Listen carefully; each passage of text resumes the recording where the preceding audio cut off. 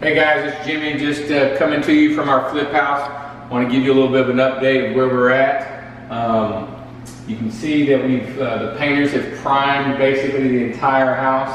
All the paneling has been primed, all the rooms in the back have been primed, the ceilings have been painted white. Basically every inch of this house is going to be repainted. You may recall there was a wall here. We took this wall out, so that's gone.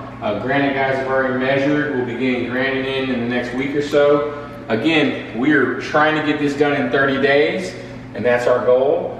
Tomorrow the tile guys come in and start tearing out the showers. Painters will be back on Monday. Going to start painting the bedrooms. We're going to have fixtures brought in, light fixtures, doorknobs, the whole 9 yards. So right now it looks like a complete mess. They have painted the cabinets, so we're going with a gray style cabinet. The floors will still be taken out. So we're going to go gray here. We're going to go white countertop. So it's coming along. Seems like it might be moving a little slow in your eyes because we haven't updated you, but you'll be surprised that probably in the next 10 days there'll be a lot of progress here.